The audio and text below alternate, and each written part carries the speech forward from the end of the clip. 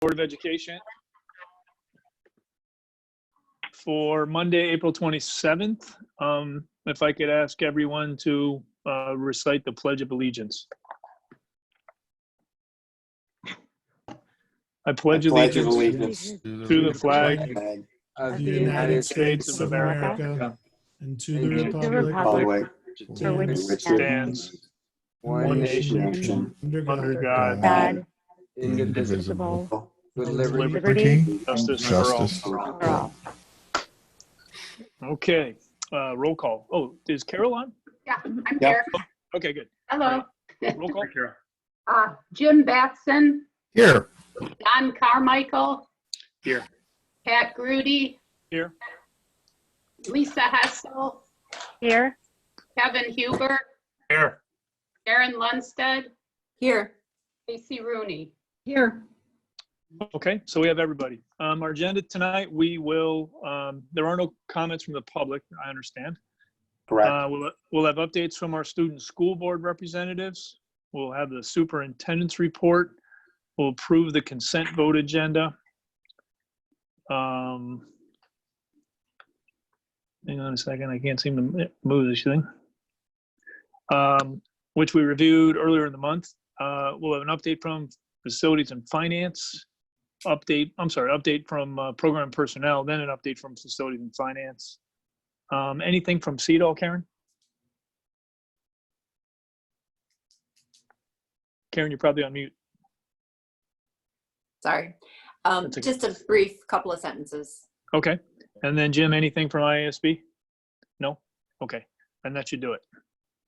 All right. So we can move, I think, right away to the student school board representatives. Dying to hear how it's going, guys.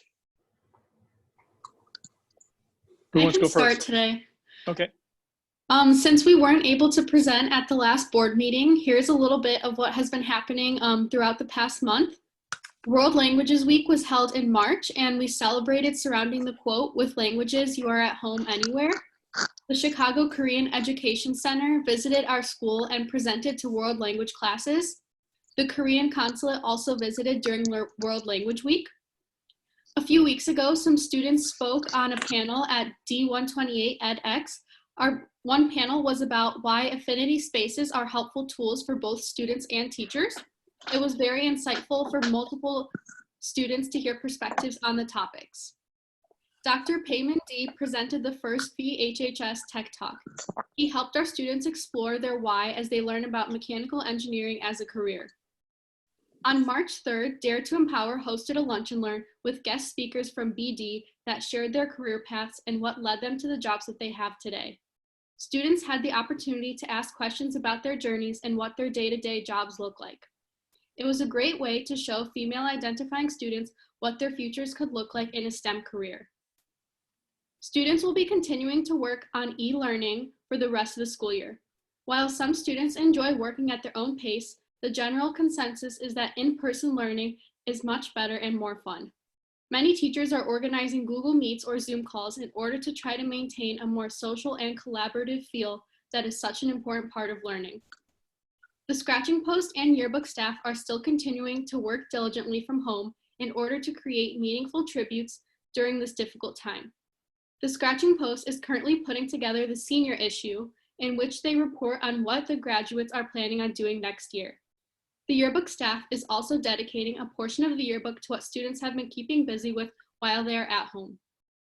Clubs are staying in touch through Zoom meetings, such as the Student Diversity Council, which ran a meeting online to discuss holidays and cultures and how society and schools tend to recognize some holidays over others. The CRC is honoring the class of 2020 on their Instagram page. Seniors can submit a form with their post-secondary plans and what they were involved with at Vernon Hills to be featured on the CRC Instagram. This is a fun way to celebrate our accomplishments virtually. The Future Business Leaders of America State Leadership Conference, which is usually held in Springfield in the beginning of April, unfortunately had to be canceled. However, students are still competing virtually by sending in recorded videos of their speeches or presentations.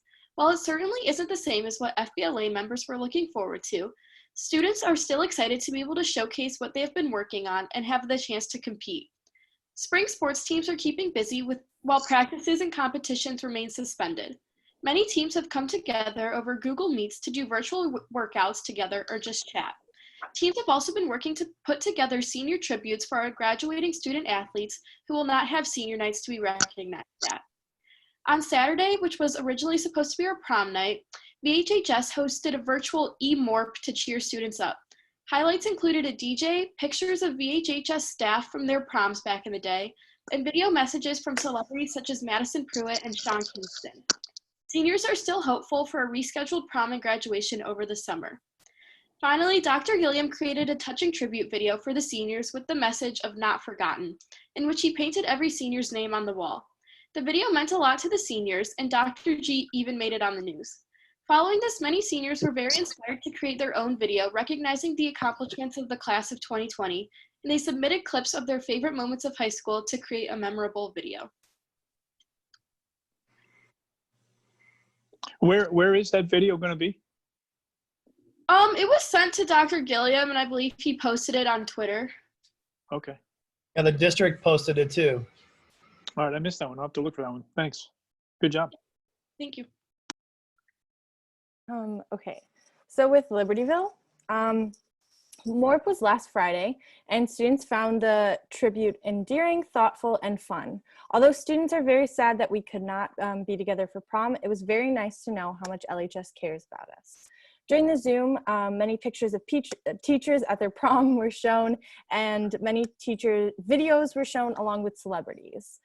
There were over 350 junior and seniors who joined, and by the end of the night, there were over 700 shout outs. Senior town hall updates is that we wanted to thank Dr. K for holding multiple Zoom town halls over the course of the past few weeks. The senior class greatly appreciated the senior town hall, and knowing that the school genuinely cares to get student input and on the major end of the year events like prom and graduation is absolutely amazing. The parent Zoom calls was a huge success, and parents as well as students who listened in have stated that it helped them feel more informed about what is happening on with school. For Life of a Wildcats, we have the senior task force came up with the idea of Cats Connect. It's a series of Google Meets that are held with teachers where students can request to hang out with them. It begins next week, and we already have so many teachers who are ready to be involved. The task force also had their first Green Dot Action event of Movie Night Friday.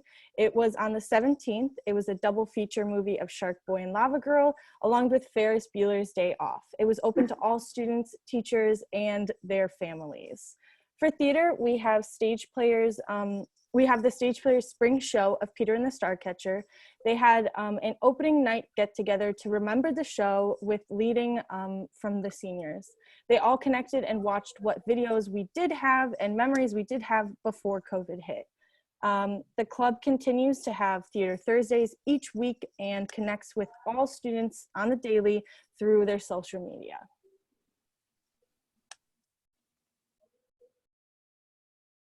Good job. Some updates with sports. So after school activities were suspended, sports have been finding ways to keep the teams connected. One has been through virtual workouts. The Illinois Bone and Joint Institute, alongside LHS's strength and conditioning coordinators, Faith and Corey, has scheduled regular online workouts that are open to all student athletes who wish to participate. Coaches have been encouraging athletes to keep working out from home, and they have been emphasizing personal accountability over their training. Athletic director Mr. Woods stated that the coaches can't know for certain if athletes have trained on their own time. The opponents will know when they come back to their respective seasons.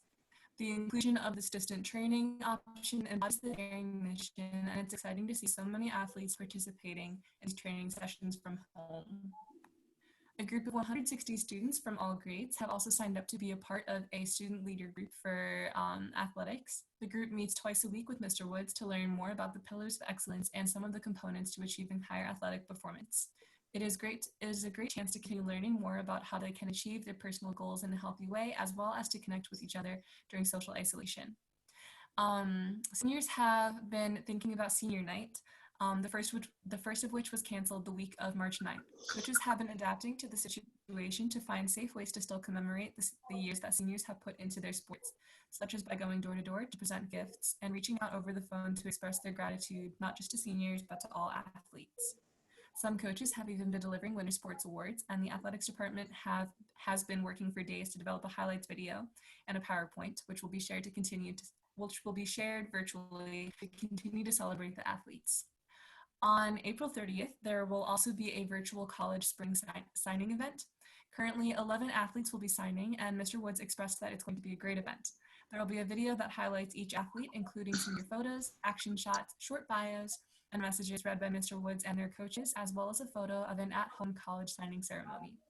We want to extend a huge thank you to the entire athletic department for putting the thought, time, and work in to help our student athletes finish the year in a healthy and memorable way, especially for seniors, as it has become a very exciting moment that many people were a bit disappointed to have taken away. We also have a couple of updates about the senior class specifically, as well as just adaptations to the virtual setup for school. So the senior class has been adapting certain traditions to a virtual format, one of which has been using Instagram for senior traditions.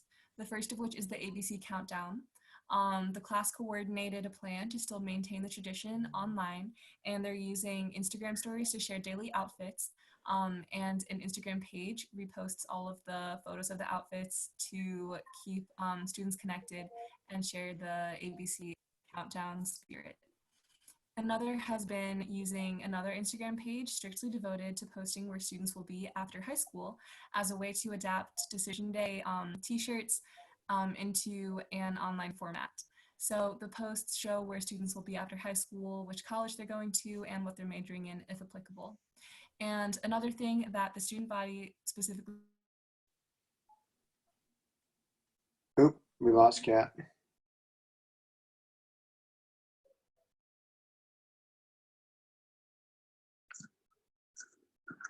Well, why don't we continue, and then we'll pick up Kat when she comes back.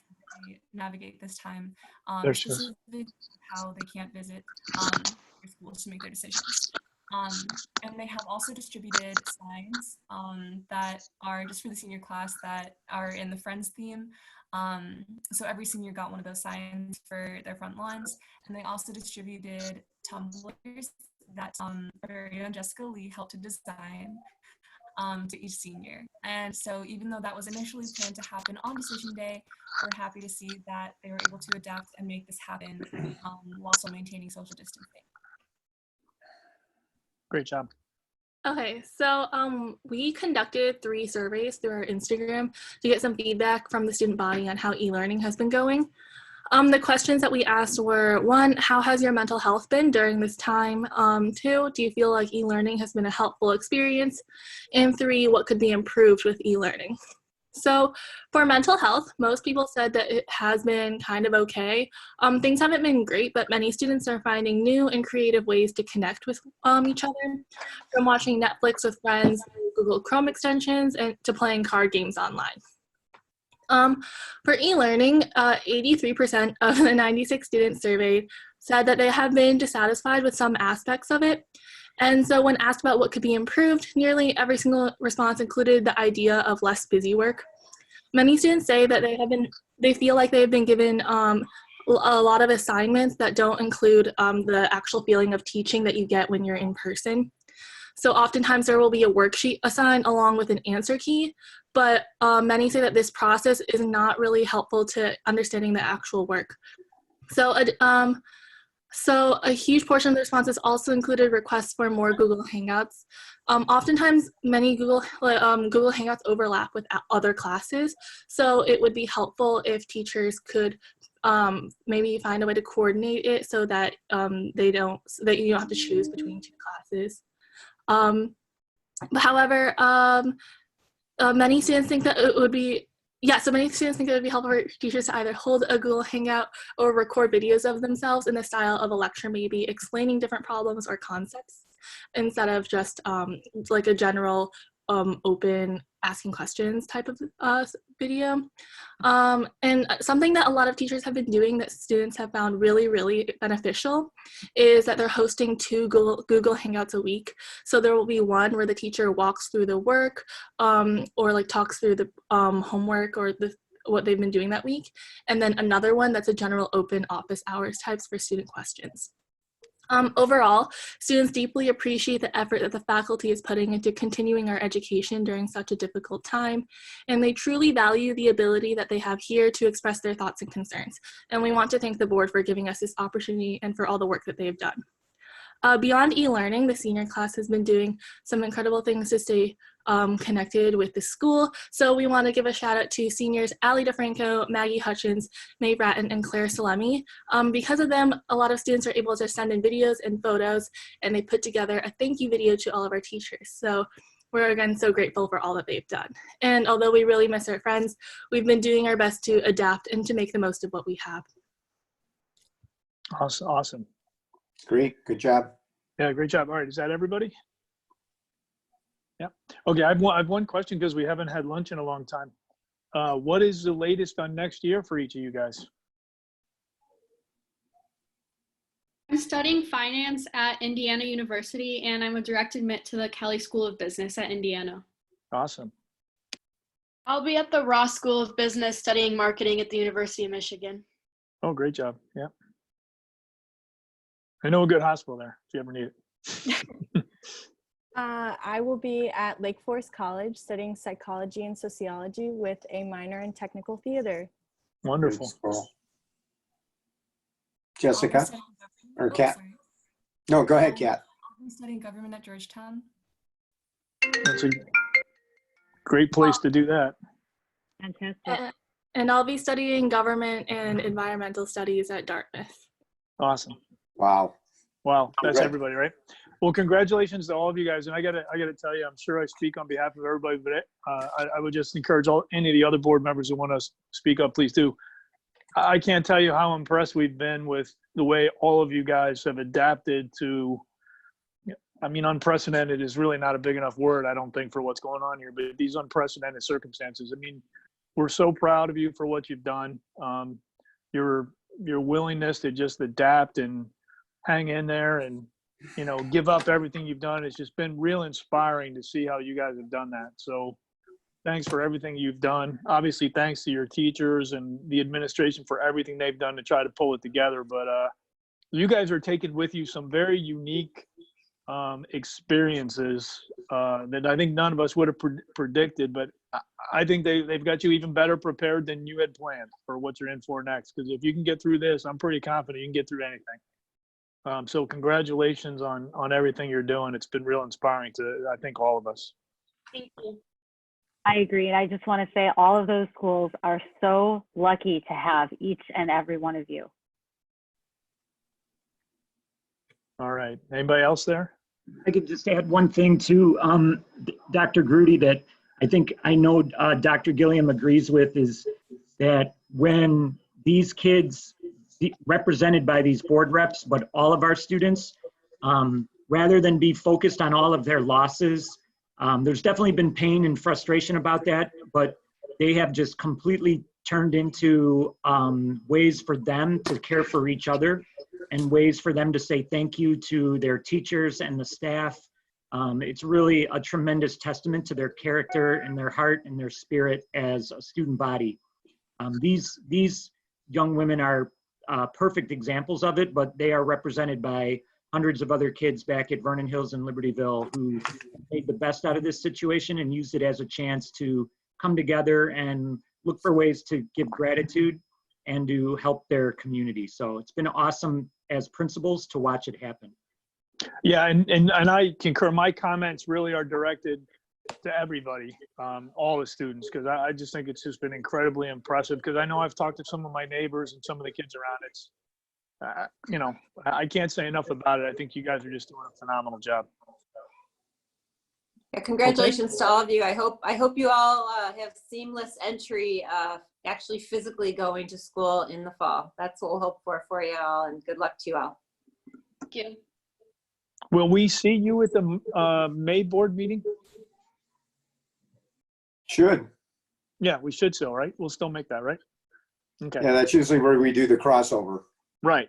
That's what Right. that's why I was asking. Okay. Any other comments?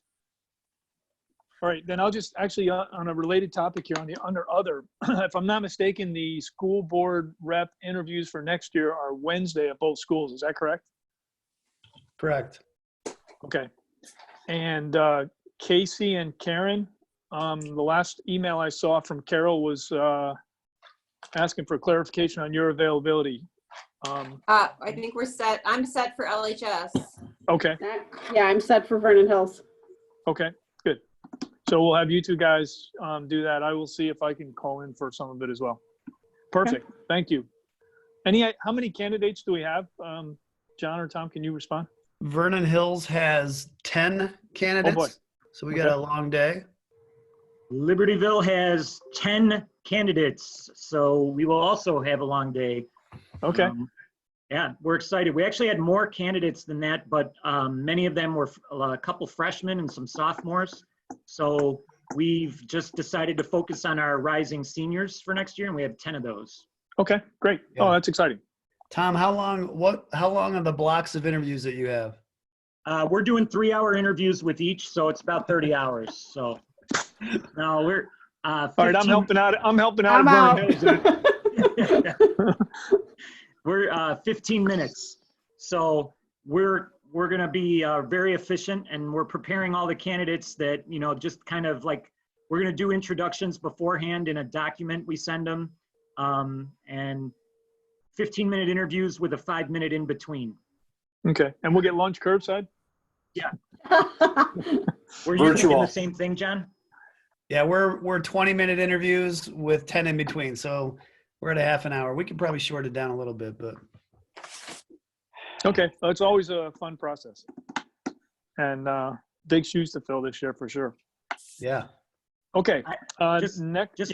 Sorry, Dr. Grudy. No problem. I may be suddenly disappearing because the lights are all flickering in my neighborhood and stuff. So if I vanish. Oh, sure. That was a good plan, Tom. Why didn't we think of that? Yeah, me too. Mine too. I might, This is one of the challenges of e-learning. No, those are called LEDs. That's why they're flickering. Okay. Oh my gosh. All right. Next up, superintendent's report. Dr. Lee. Okay, even though we are closed for in-person school and learning, we still have lots of good news to report. To follow up on the girls' earlier report, Libertyville and Vernon Hills High Schools once again earned honors as best high schools in the U.S. News and World Report's Best High Schools 2020 ranking, released on April 21st.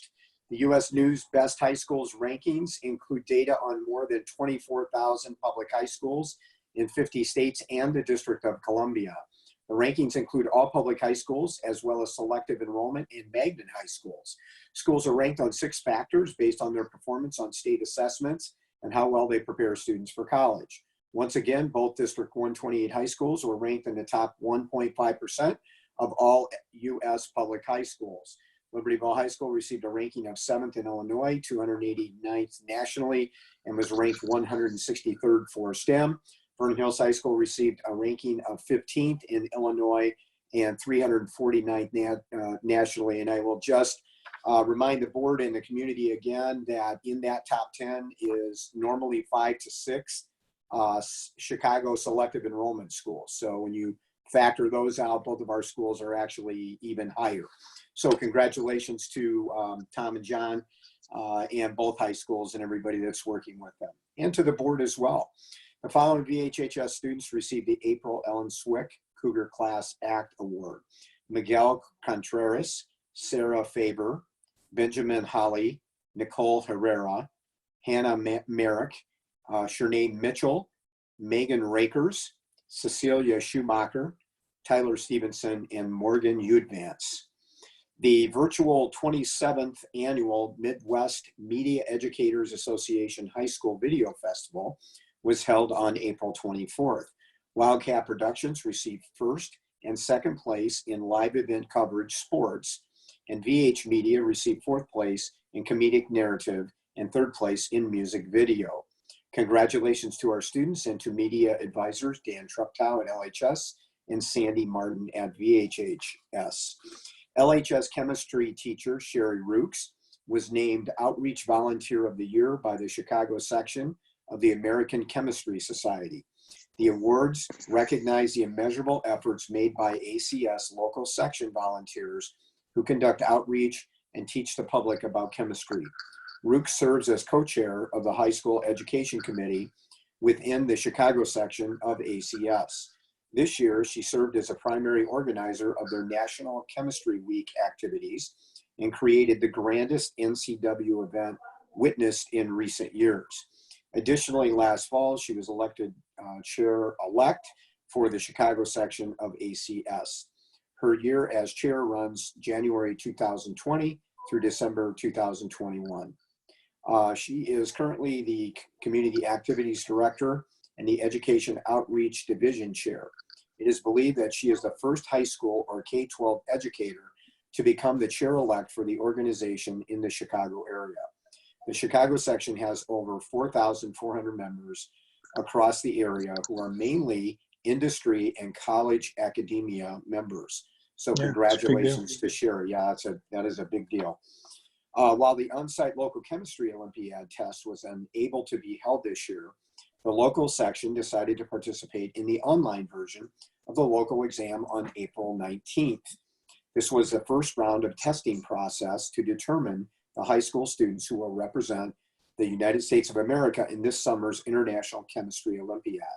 More than 190 students were nominated for the exam from 44 schools in the Chicago area, and 104 students ultimately took the 60 multiple choice question test online to qualify for the national exam. LHS sophomore Nikhil Patel is one of only 19 area students who advanced to the first round of the national exam, which was held on April 26th. LHS chemistry teacher Sherry Rooks noted that in the past 11 years, Nikhil has been only the fourth student from LHS to advance to the exam. LHS senior Karen Tarman has been named a recipient of the Outstanding Young Women in Chemistry Award from Iota Sigma Pi. The award presented to 46 female high school students who show academic achievement in chemistry helps promote interest in chemistry among young women. The award includes an official certificate issued by Iota Sigma Pi and recognition in the Iotan, the national publication of the society. Karen was nominated for this honor by LHS chemistry teacher Sherry Rooks. VHHS juniors Anjali Parande and Xander Schwartz were chosen to top leadership positions in the Midwest region junior state of America in contested elections. Anjali was elected governor and Xander lieutenant governor. No one in recent memory can recall these positions being filled by students from the same school. JSA is one of the nation's largest student-led organization, which promotes student leadership and engagement in politics and community outreach through civil debate and activism. 6 D128 student artists were selected from 450 entries from all over Northern Illinois and Chicago to be part of the 2020 Perspectives Student Photography Show. Students selected are from VHHS, Jada Bosco, Stephanie Chang, Jocelyn Medina, and from LHS, Rachel Bond, Matthew Bombs, and Connor Pasea. The LHS Wind Ensemble was accepted to the University of Illinois Superstate Concert Band Festival. Due to the COVID-19 pandemic, U of I will be unable to hold the on-site portion of the festival this year. Although the festival is unable to take place, we want to celebrate our students on their acceptance for their outstanding recognition. And on April 1st, the VHH Art Department received a video of the Memory Project, portrait delivery to Malaysian children. Over 5,000 portraits, including those created by VHHS students, were flown to Malaysia with members of the nonprofit team, delivering them before borders were closed and the quarantine began. In building this international connection through visual art, VHHS students help fulfill part of the daring mission of District 128. So still lots of things going on. And again, it underscores that students and organizations are finding a way to continue to connect, participate, and even compete virtually during this time of crisis. So congratulations to everyone. And next on the superintendent's report is COVID-19 related update. There are no major updates from our last meeting 2 weeks ago, except for the fact that the governor extended the in-person school closing until the end of school years this year. As you know from a message shared with you that we sent to parents last week, our underlying operating philosophy is still that if we can provide any normalcy for our students, particularly our seniors before they go off to college or their other post-secondary pursuits after high school, we're going to be open to those things and we're going to try and make it happen. So John and Tom are both working with their staffs and their communities on either rescheduling prom or combined senior events. Both schools have multiple dates for potential graduations as late as toward the end of July. In the event that we peak here in Illinois and over the course of the next month and a half or 2 months, we're able to open up again, then we want to try and make some of those things happen.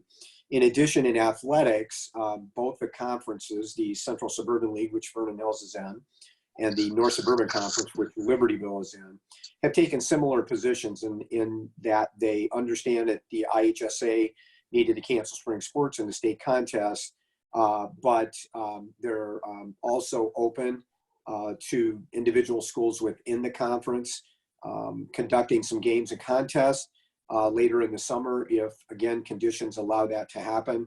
The IHSA has affirmed again today that they are amenable to that possibility, and that falls under our operating philosophy again that, you know, if we can provide the kids some opportunities to compete this summer before they go off to college, then, you know, we're going to be open to that. So I shared some information with the board last night that actually Bryant you know, picked up on the news media over the weekend, that the governor had part of his statement on Sunday had encouraged schools to get ready to do e-learning in the event that, you know, we had to start school that way next year.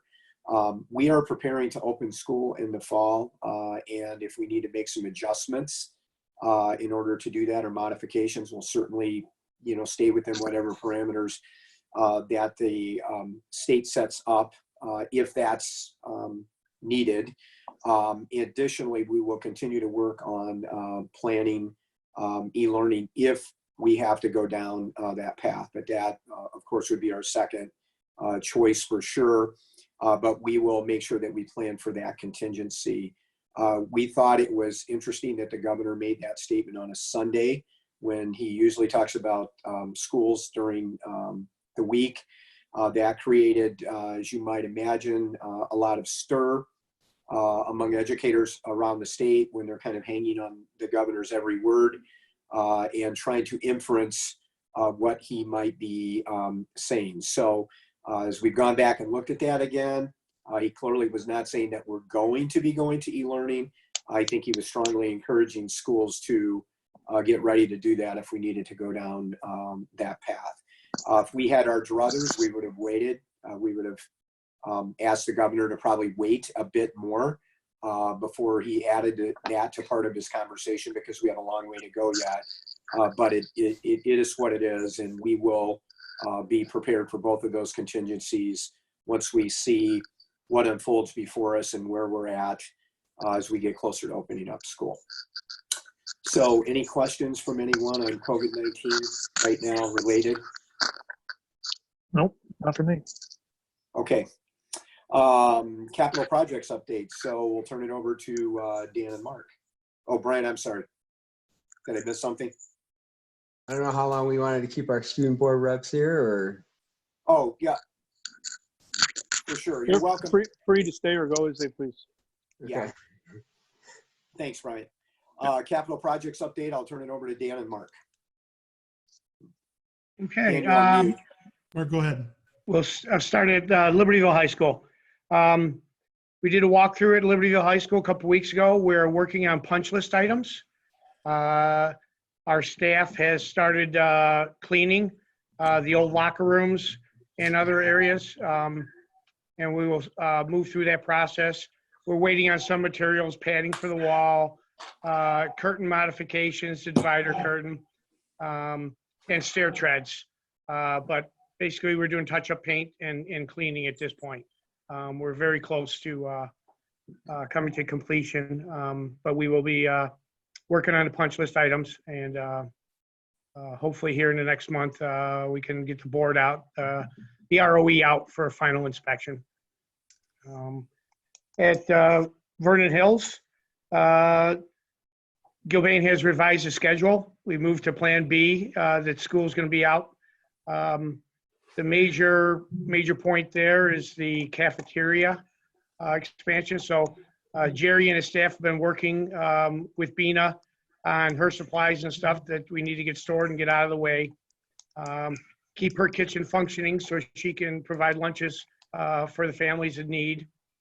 And we will be starting demo here pretty soon. I'm working on trying to find a company to purchase our kitchen equipment that we are going to dispose of, try to do a resale, but I haven't got any response yet. They're unessential business, so we'll put stuff aside and then we'll work towards working on resale of those items. So moving forward there, curtain wall, so some of the windows in the teacher expansion area, that curtain wall has been installed. We've been fighting the weather a little bit, a little too chilly to put, you know, sometimes in the morning to get this vapor barrier on the walls, because the block has to be a minimum 40 degrees. But as the weather keeps changing and we get warmer, things are gonna start moving pretty rapidly as far as masonry goes. MEP is still going on throughout the site. They started work this week, be starting on the new gym. They're gonna get all the materials up on the roof and start getting the roof down so we get our full load on the roof so they can finish the masonry underneath the truss joist. And that's pretty much it for on site. We're moving forward and we'll be working to keep on schedule for opening a school. It's helping us out in the cafeteria area tremendously to get some of these things done. Good job, Mark. Any questions for Mark? No, good job.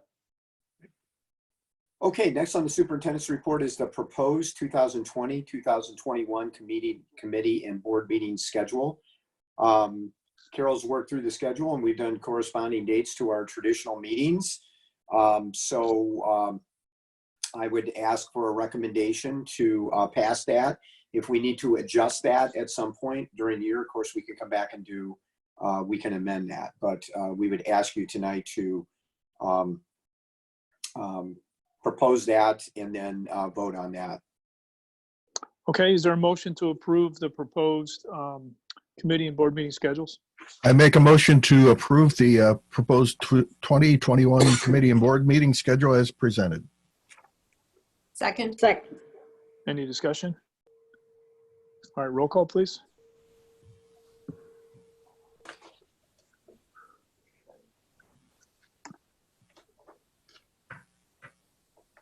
Carol, you Carol. Yeah, I don't know why I was muted. Sorry about There that. you go. Batson, Aye. Carmichael. Aye. Grudy, Aye. Hessel, Aye. Huber, Aye. Lundstedt, Aye. Rooney. Aye. All right, motion carries. Okay, thank you. Next on the superintendent's report tonight is FOIA requests. And we had 4 FOIA requests. And as required, I'll read those into the record at this point.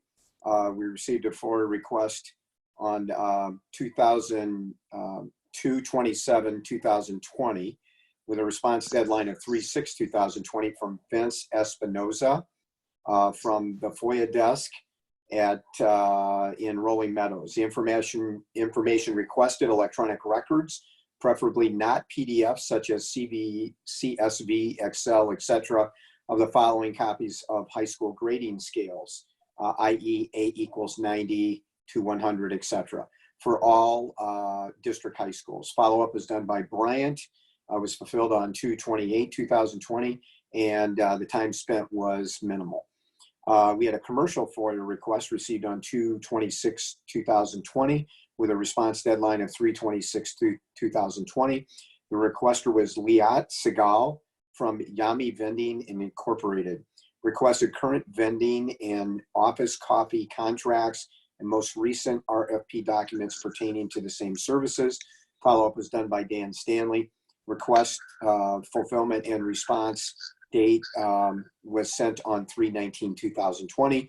Time spent, again, minimal. FOIA request received on April 15, 2020. Response deadline 4/22/2020. Requester Seamus Quinn, construction analyst for Lake and McHenry counties, Indiana, Illinois, Iowa Foundation for Fair Contracting. Information requested: the following information regarding the Vernon Hills High School parking lot work bid release for bid out 4/2/2020. Please provide the bid tabulations and engineers' estimates. Please advise if the projects have been awarded, to whom they've been awarded, the start date and estimated end date. If they have not been awarded, advise when they will be awarded. Follow-up was done by Dan Stanley. Request fulfillment and response sent on April 17, 2020. Time spent, minimal. Last request this month, commercial FOIA request received 4/23/2020. Response deadline 5/22/2020. Requester Gus Gilbertson from Gilco Scaffolding Company, LLC. Information requested: prime contract for Libertyville High School renovations, STR project number 18079, payment and performance bond copies. Follow-up was done by Dan Stanley. Request fulfillment and response sent on April 24, 2020. Time spent, again, was minimal. So thanks to Brian and Dan for their work on the FOIAs. And Pat, only one quick thing under other tonight. I just, again, want to thank the board for its support of the district leadership team, which includes Tom and John, the work of the building leadership teams, the teachers and the support staff, as we work to continue to attempt to meet the needs of our students under very difficult circumstances. It certainly is a team effort, and it certainly is challenging.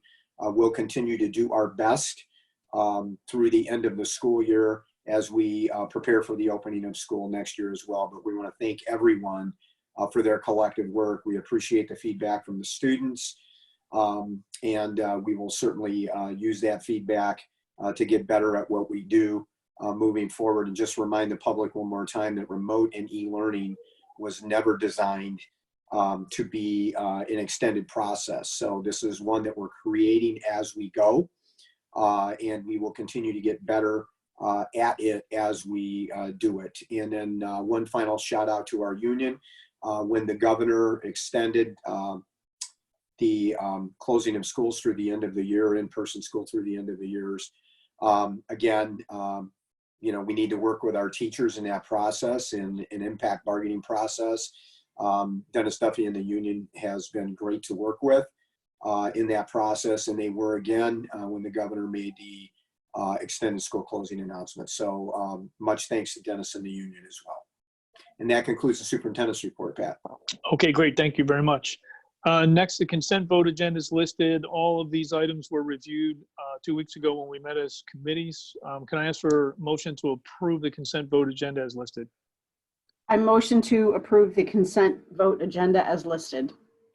Is there a second? Second. Any discussion? All right, roll call, please.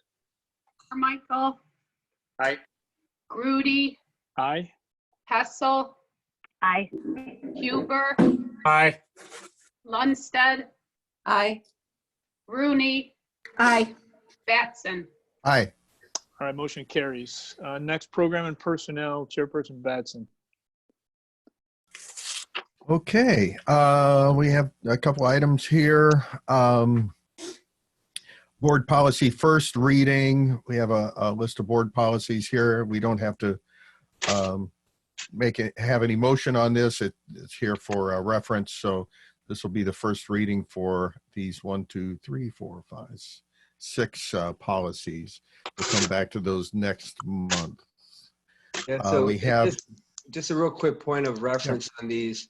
We went over these on the PMP from March, and then they were supposed to be first reading on the March board meeting, but we took them off to condense our March board meeting. And so now this is the first reading at a board meeting. So just, it seems like a lag. Yes, there was a lag. I just wanted to bring everyone up to speed real quick. Yeah, but you're right. We went over these in some detail. So more to come on those next month. We do have a item B, employment of employees. There's a list here in front for your review. Can we have a motion, please, to accept this?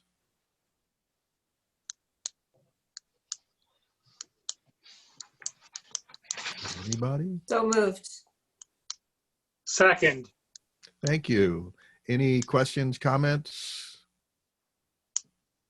Okay, hearing none. Can we have a roll call, please? Rudy, Aye. Hessel, Aye. Huber, Aye. Lundstedt, Aye. Rooney, Aye. Batson, Aye. Carmichael. Aye. Okay, Hey, thank Jim, you. That passes. Jim, I just want to point out one thing here that the first administrative retiree, Lynn Benson, was a student in my first year of teaching at Thornton Township High School. So if you think I'm feeling old right now, I mean, I already know I am, but if you think I'm feeling old, I'm feeling really old because she's going to retire. So that does put things into perspective, doesn't it? It sure does. Yeah. Okay. Well, that Pretty concludes cool. Pretty cool for the kids too to have Bill Spagner as the bowling head coach. Yeah, Bill's phenomenal. Yeah. Okay, that concludes program and personnel. Okay, that was short. Facilities and finance, Chairperson Huber. All right, we have items that we've also talked about at our committee meeting, but I'm going to turn it over to Mark and Dan if they want to run us through. The first one being carpet replacement. I believe the bid packet was included. Were there any questions on that for Mark and Dan? No.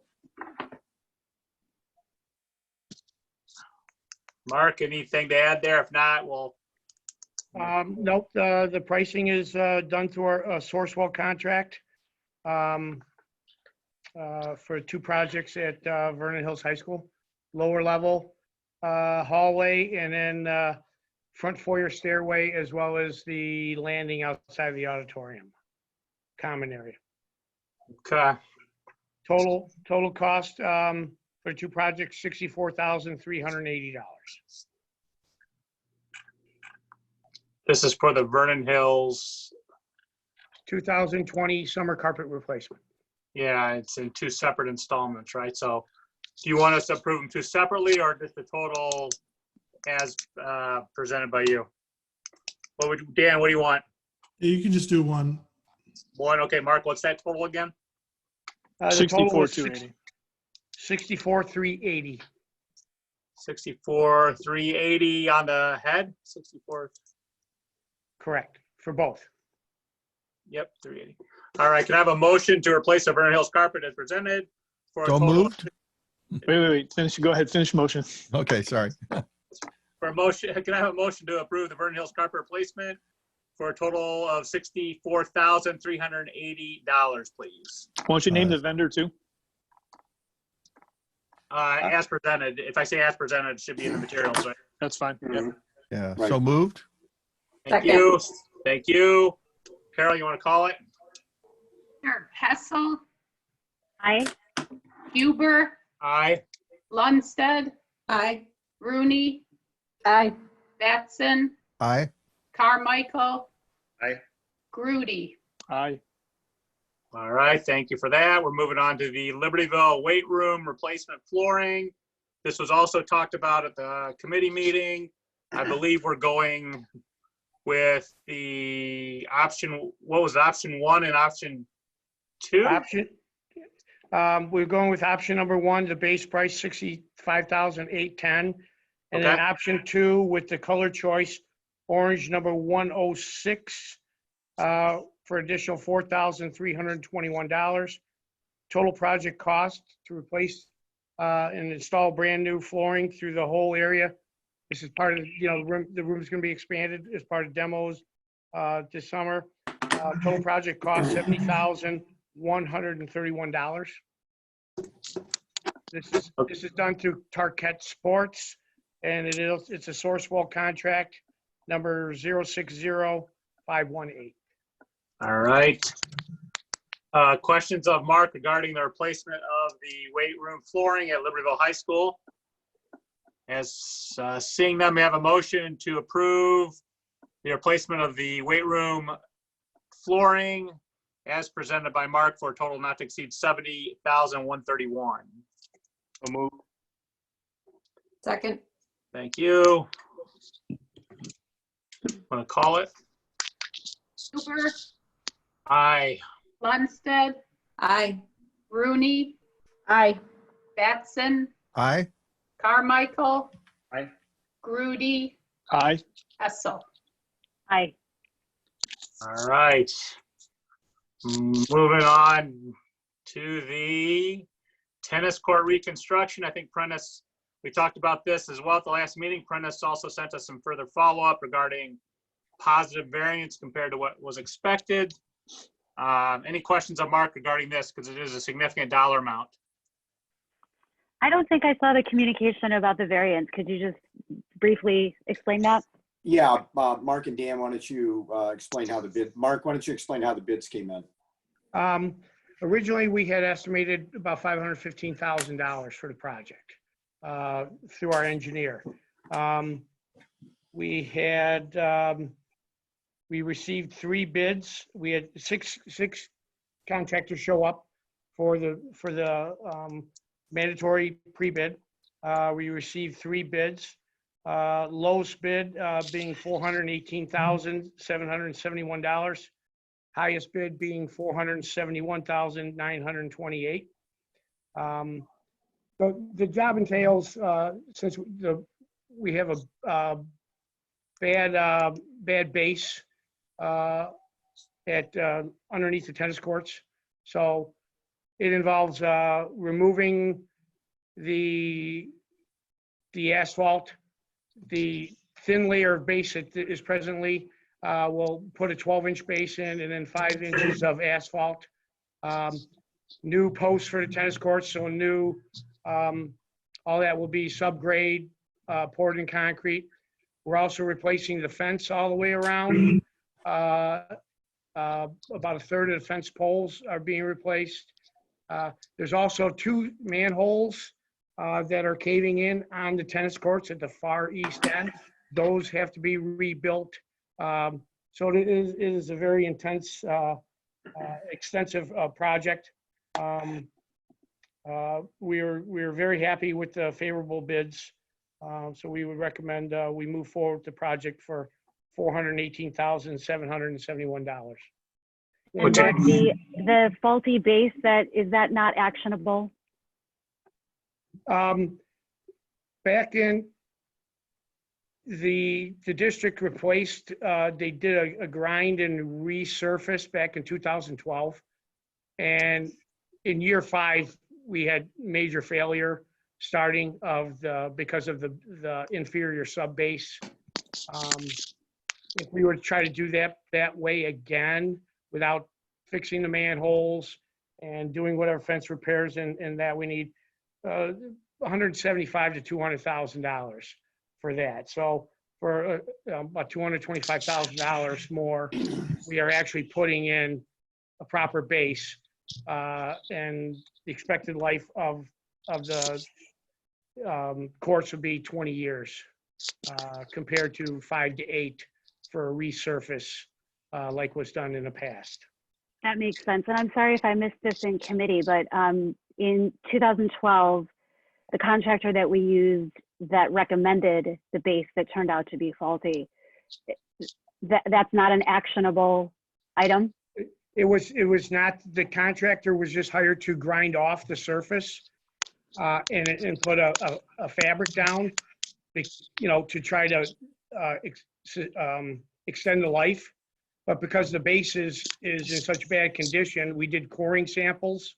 We actually went and drilled and looked to see what the actual base was and the asphalt below. And it is deteriorated enough that if we were to just to do another overlay, expected life again would be 5 to 8 years. In my opinion, Lisa? not financially responsible, Right. for it. Lisa, Right. to Thanks, Mark. Lisa, to your question, the base was not addressed in 2012. So the work that was done, we had no base work done. We didn't do the whole rebuild back then. So that's part of the reason for the failure. Yeah. Got So it. Lisa, Thank you. what I did, Lisa, was knowing and saw, our life expectancy that we had over 5,000 feet of cracking on those tennis courts. Right. So that's when I did, investigated and hired and had soil borings done on the tennis courts to see what was the root cause of the failure.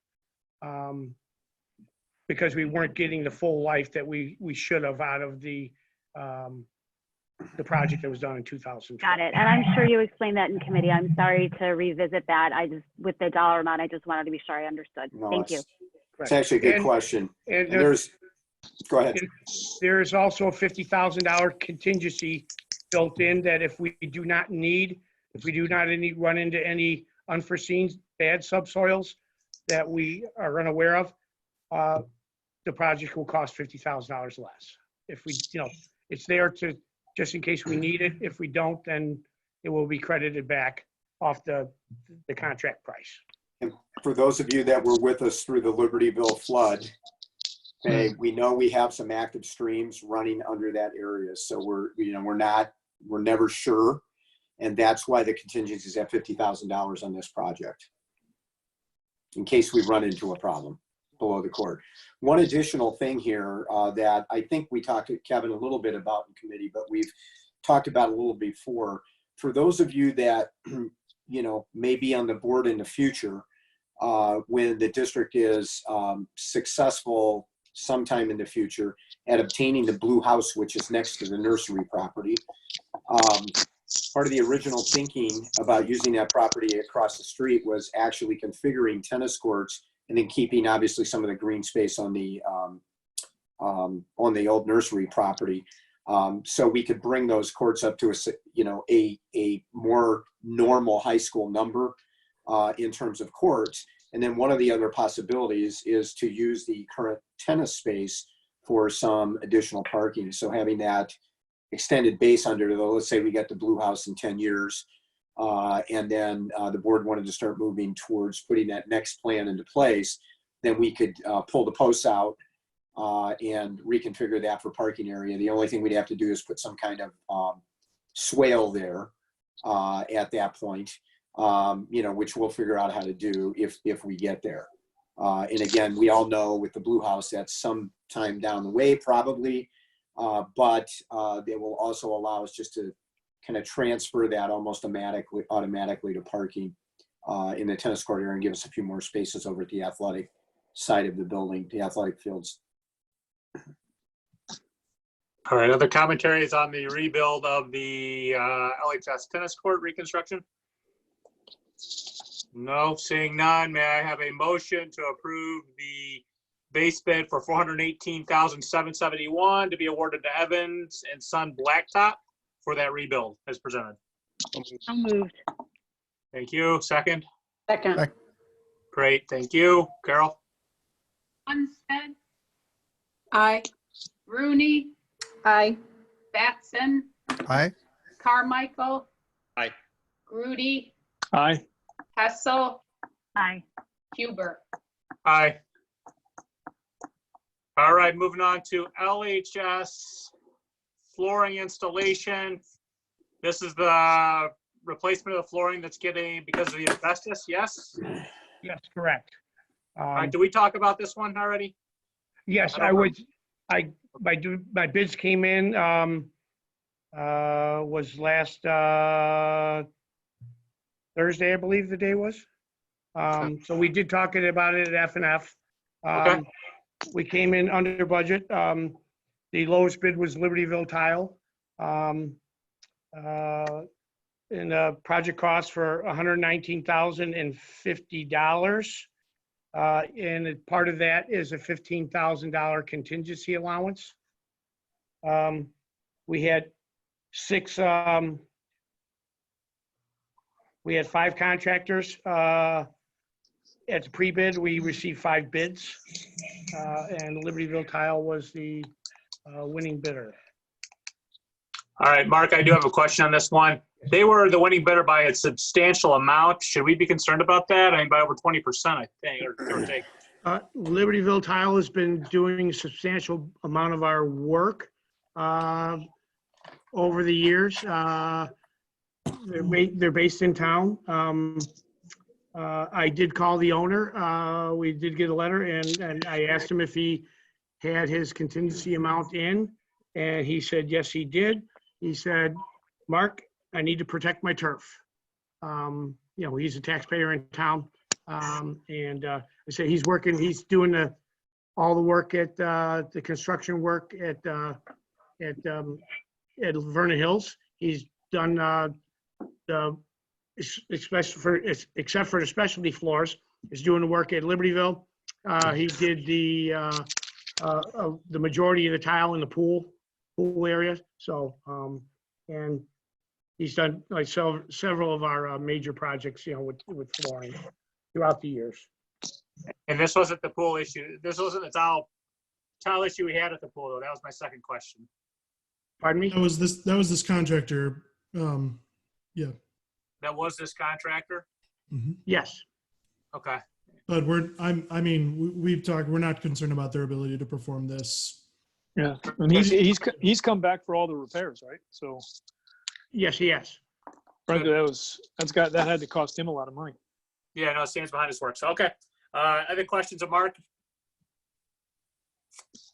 None, seeing none. May I have a motion to approve the bid for the flooring installation at Libertyville High School for $119,050 to Libertyville Tile as presented? So moved. Second, please. Anybody? Second? I'll second. So moved. Thank you. All right, Carol, you got those? Motion second? Rooney, Aye. Batson, Aye. Carmichael. Aye. Grudy, Aye. Hessel, Aye. Huber, Aye. Lundstedt. Aye. All right, the next bid is for the east parking lot at Vernon Hills High School. Again, this was discussed at F&F, I believe. Mark, anything to add? No, we put the bid package together, also did soil samples, soil borings out there, did the engineering. Mandeville Construction was the lowest bidder for their base bid of $275,000, and we did not accept alternate number 1.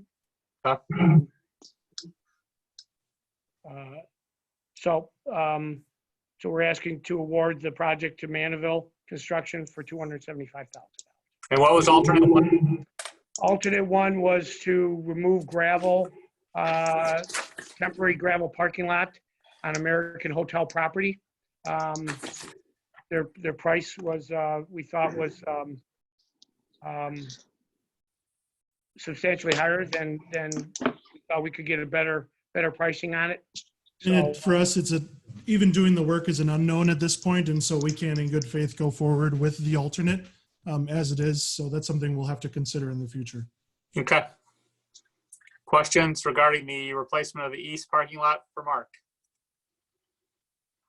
Okay, seeing none, may I have a motion to approve the east parking lot work at Vernon Hills High School awarded to Manival, is that how you say, construction company for $275,000 as presented?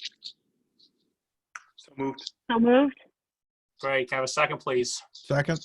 Thank you.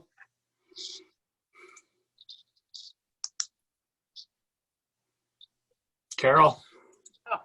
Batson, Aye. Carmichael, Aye. Grudy, Aye. Hessel, Aye. Huber, Aye. Lundstedt, Aye. Rooney. You're muted, Casey. Thank you, Lisa. Aye. All right. Now we're going to talk about doing some painting of the pool, I think, over at Vernon Hills. We haven't talked about this one, have we? Yes, we did. I received my bids for this on Thursday. All right. For the Vernon Hills repainting the pool vessel at Vernon Hills High School. We had 7 contractors for our pre-bid meeting. We received 4 bids. We bid it in two ways. Bid number 1 was for a 1-coat epoxy product made by Olympic Paint. The second bid was a 2-coat application, again, made by Olympic Paint. In 2014, we had repainted the pool, so we were due for maintenance on it. And in 2014, we chose the 2-coat paint for an additional $7,000 plus, between $7,000 and $8,000 a second coat. It proved to be very durable and hold up very well over the years. So I'm recommended that we go with bid number 2 for the 2-coat system for $31,800. Okay. The contractor is Cosgrove Construction, and they are actually the painters on our project at Vernon Hills High School and Libertyville High School. And what's the expected lifetime of that then, Mark? Expected lifetime for maintenance is between 5 and 7 years. Okay. We're at year 6 right now. Okay, thank you. Other questions of Mark on the painting of the Vernon Hills pool? Okay, seeing none, may I have a motion to approve the indoor pool vessel painting of Vernon Hills High School by Cosgrove Construction in the amount of $31,800 as presented. So moved. So moved. Second, please. Second. Second. Thank you. All right, Carol. Carmichael, Aye. Grudy, Aye. Hessel, Aye. Huber, Aye. Lundstedt, Aye. Rooney, Aye. Batson. Aye. All right, that's awesome. Next item on our agenda is the reimbursement or remote learning reimbursement. I'm going to turn this over to Prentice. Okay, thanks. Can I just clarify one thing first? On the agenda, these bids are they're formatted 2 different ways. A and B, if I recall, we discussed in committee the project and the bid award. Is that correct? And then item C, these were all new bid awards. Is that the difference, the way they're listed on the agenda? Yeah, that's why I kind of asked in terms of, I couldn't remember. My memory's bad anyway. I just want to make sure for the public, because they're just formatted differently, and I just wanted to make sure, is there a reason why they're formatted differently? I don't know if I got it right or You not. mean between, so the biggest difference is, you're talking between A and B and then C? Well, A, B, and C were all basically bid awards. The motions were all to award the bids. So the one that is the difference is the A and B were both under basically nationally bid already contracts. The Okay. already were bid. The C is the ones that we bid ourselves, really. Okay. So that's what I would say is the difference. Those are the ones that we literally put out bids to ourselves. A and B were ones that we use nationally bid purchase contracts for. Okay. I just want to make sure that anybody, if they saw the recording, they understand the difference.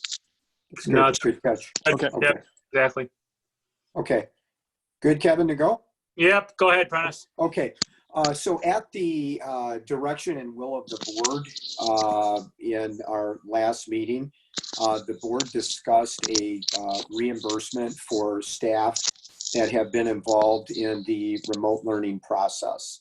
The board asked us to go back and take a look at our staff who are working full-time under the new reality And the team did that, several times, reviewed that list, John and Tom, then us at the district office, and we went through that process, at least a couple of times.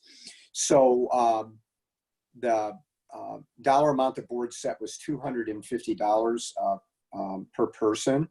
And again, that is to reimburse for any costs associated with or remote learning moving forward. So I just want to read the breakdown of how this will be awarded, and then what the estimated total was and what the actual total was. I want to give Dan thanks, and Brian thanks for really working on this list, and then Dan putting the numbers together. Under the teacher category, we'll be reimbursing 279 teachers. There are 284 teachers in total. ESP staff will be reimbursing 94 staff members, 163 in total. And ESP is support staff. Sorry for not describing the vernacular. And on the administration side, there will be 39 administrators receiving the reimbursement, and there are 42 total administrators. So in total, that's 412 employees out of 489 who will be receiving the reimbursement at $250. The actual total reflects part-time adjustments and retiree caps is $101,815.99. Can you repeat that amount? I'm sorry, 101,000. It's $101,815.99 in total. Okay. And can I ask, there's 39 of 42 administrators who Yes. are deemed eligible. Could you talk a little bit about that? Yeah, I can. So it's really administrators and even the teachers that are listed in the not getting it. The reason a teacher would not get it is, one, they're on FMLA leave for the whole year, so they're not teaching, so they're not eligible. Or and the second answer would answer for both why a teacher or an administrator may not be able to get it is because they're on the retirement check and they are already at their cap. They cannot get paid any more than what they're already scheduled to get paid, essentially. So that makes that's sense. why there are 5 no, and that's why we have 3 admin that are no. And there's a difference between the 103 estimate. If you took all 412 that are on the yes list times 250, that's 103,000. We have to prorate some of them because some people will hit their cap. So while we may think they are eligible for that reimbursement, we can't pay them the whole thing because that will then hit their cap. So we have to reduce that. And then we also have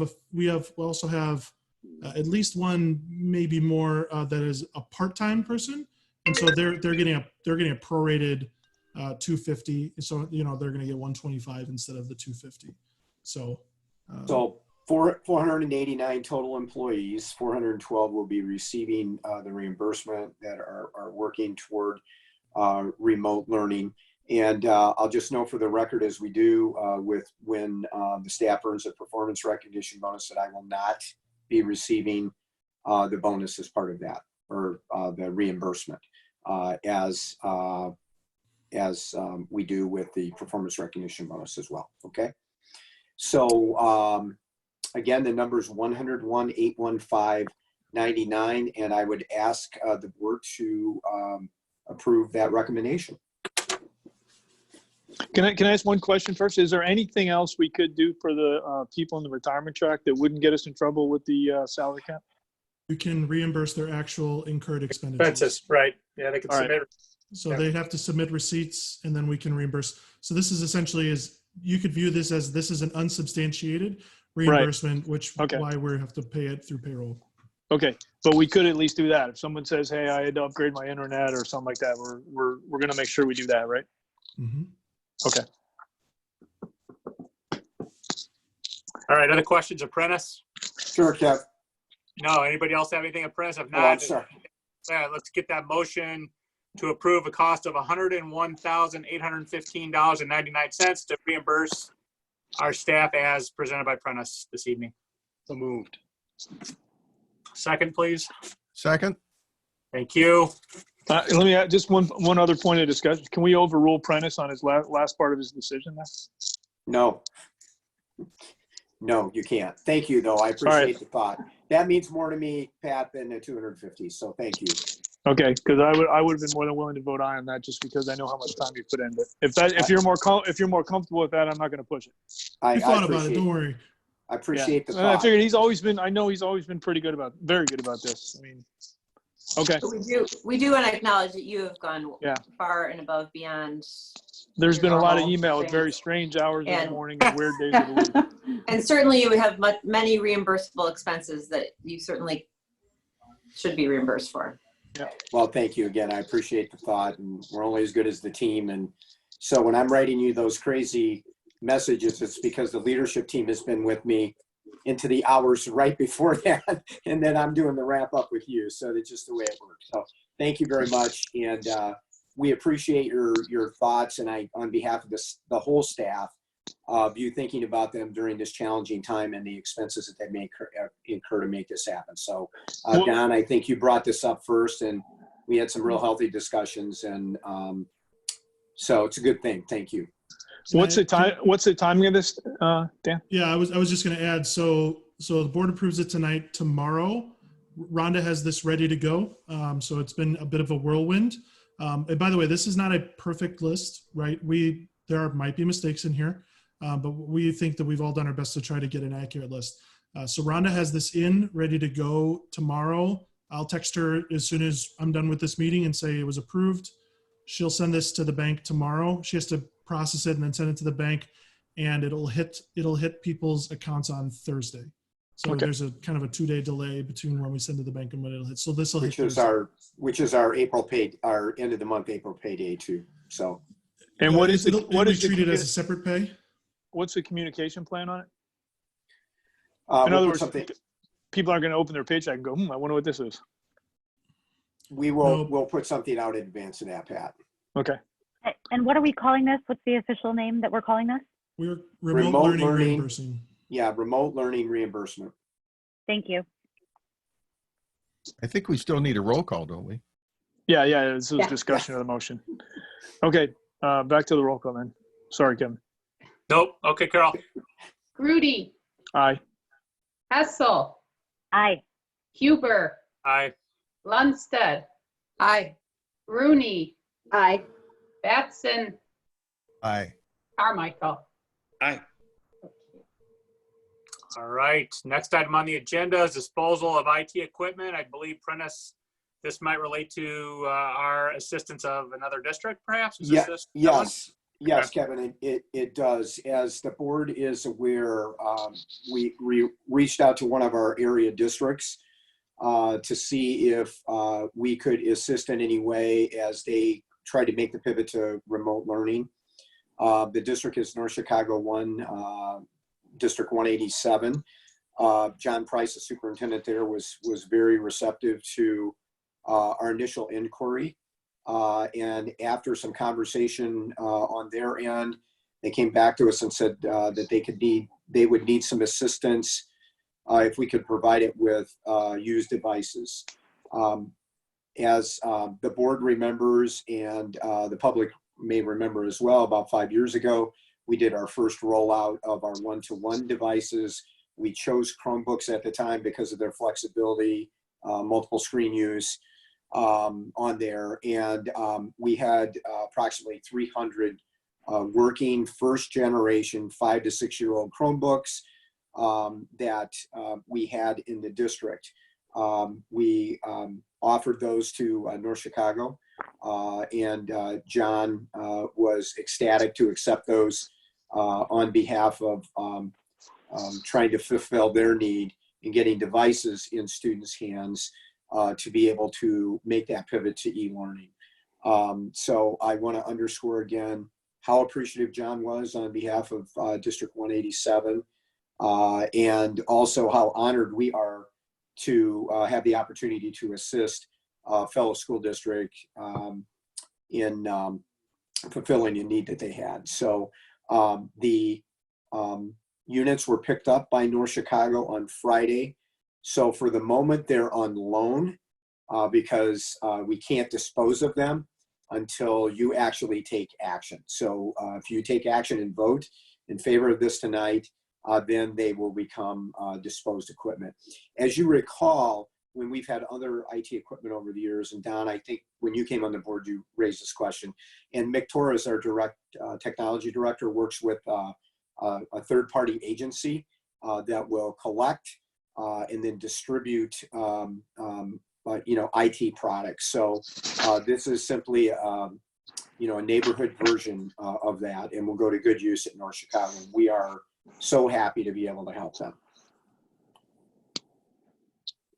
And just a point of order is similar that we do to other stuff. So like classroom furniture, you've seen, the process for the board is we need the board to approve that as a disposal. And then with our typical process, we always look for, is there a place that we can donate this to, or can you sell it? And then the last thing would be scrapping it. So this is following our regular course of order.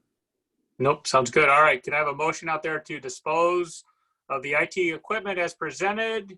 So moved. Second. Great. Carol? Hessel. Huber. Aye. Lundstedt. Aye. Rooney. Aye. Batson. Aye. Carmichael. Aye. Grudy. Aye. All right. Great job on anything- that. Yeah, no, that's fantastic stuff. Anything else for the Finance and Facilities Committee? I have one little thing. Just something that came up in a conversation here in Libertyville. Tom, I guess we're pulling apart some of the science labs. Is that correct? Some folks were asking about the soapstone tops that were in the dumpsters, and whether the district had thought about donating those anywhere. So before I jump into that conversation, I thought I should just check and see what's going on with that. Well, just from my perspective, and perhaps Mark would have a different one. I was not involved in any discussions about donating any of that, but I think it was because for us that removal, at least from my perspective, I thought all of this stuff would be damaged or destroyed in the removal process, because it was all bolted down to the floor and everything and kind of tied in with the floors, but perhaps Mark would have a better perspective. No, Tom is correct as far as, they're actually fastened to the cabinets. So when the cabinets themselves were removed and electricity holes drilled and things, we thought they would be damaged in that. There are some other tops that are on tables that we are looking to see if we can find somebody that can use them. But the stuff that's in the dumpster so far, we considered it wasn't reusable as far as to donate it to another school or something for use. I appreciate that. I had assumed that was going to be the answer, but I felt like because the public was asking that, we should just do a brief discussion of it. So thank you. Yeah, definitely. We want to, from LHS, we want to donate anything that we can to whoever needs it. We have just started the science labs. This was only 2 rooms, and we're going to gradually be replacing all of them over the next couple of years in a phase-in process. So it's certainly something we can look at for future demolition that we do. Great, thank you. That's it. Hey, and just one other quick question to Dan. Dan, we talked a lot about the property tax levy in committee on 2 weeks ago. I believe there's an update from Lake County. Is it based on what I read that they're not going to delay property taxes?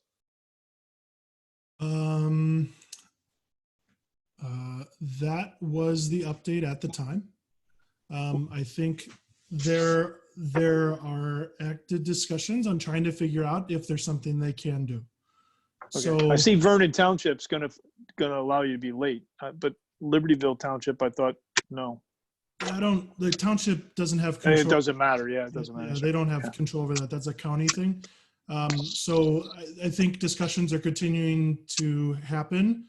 I don't think it is set either way, that nothing is happening or that something is happening, to be honest. So Okay, Pat, that was a committee that made a recommendation that they reported on in the media. Okay. And part of that recommendation is that they wanted to remain open to any possibility, any other possibilities. So I think Dan's correct. I think we don't know yet. So it's still Guess is open. the answer. Okay. Yeah. If I thought it was if I thought it was not an issue anymore, I would tell you. Okay. That's not what I can tell you yet. Okay, thank you. Is that it? Mr. Huber? That's it for Phil, yep. All but y'all. Thanks, Kevin. CEDAL. Karen? Yeah, just real quick, CEDAL's continuing to try to meet the needs of their students as best they can. Particularly, challenging for CEDAL during this time, but they're adapting their instruction to serve the students, social work, etc. So that's that, and also they are having virtual budget meetings this week. So I'll be attending one on Wednesday night to hear about the CEDAL budget proposal. Okay, that must be especially challenging for them to implement the virtual learning. Who? Very Okay. challenging when you go through every category of student, and yeah, so. Yeah. Okay. Nothing from IASB. So are there any other comments or questions? There we go. Quick comment. Yep. I was going to say, it looked like there was something there, but I couldn't hear it. They had a webinar this evening about 7 questions that school boards should consider going forward concerning finance. And Who was they, Don? The IASB. Okay. So at 6 o'clock, I joined a Zoom session, where 2 of the IASB members discussed finances and the 7 questions that we should consider. And I'm glad to say that our business manager had addressed in our last meeting most of the questions that they brought up. So Dan, I'm happy to tell you that I don't have a lot of questions for you that you haven't already discussed with us. You are ahead of the curve based on what I heard at that meeting tonight. So kudos to you. Thank you for keeping us informed, and thank you for thinking of the questions before I knew to ask them. Now I'm super curious, like what questions did we miss? Yeah, what was well, the obvious one is, how's your fiscal year 20 budget going to be affected? What are the assumptions that you're making for 2021? And for most of that conversation, it was looking at the tier 1, tier 2 schools, because the tier 3 and tier 4 schools are most likely not going to get their funding. That there's a $5.8 billion shortfall in the next fiscal year budget, and probably a $3 billion shortfall in the year after that. Mm-hmm. The expenses, things that the assumptions that you're making for expenses like salaries and health insurance and contracted services, those are all going to be affected. How's our cash flow? You talked quite a bit about our cash flow, and then what to do about cash flow problems. Do we need to liquidate investments? Is there a way that we could ask banks for a line of credit or tax anticipation warrants? You mentioned that. You talked about where our cash flow is and where money is sitting right now that we could access if we need to, holding off on investments you mentioned. The question that they asked that I don't think we've answered yet is, how are we communicating to the public what we see coming up? And right now, that's, we're having these meetings. So if the public is interested, they would see either of the last 2 meetings. They would have heard many of the answers. But yeah, and some of those meetings just haven't really happened yet. Right. And yeah, so yeah. So kudos. Good. Thanks, Dan, and good job, Don. Okay, anything else? If not, is there a motion to adjourn? Moved. Second. All in favor? Aye. Aye. All right, great job. Good night, everybody. Thanks Good night, again for everybody. all your. Great Night, job. everyone. Thank Good night. you. Thanks, everybody. 35. And everyone. See you later. A record, almost. Almost.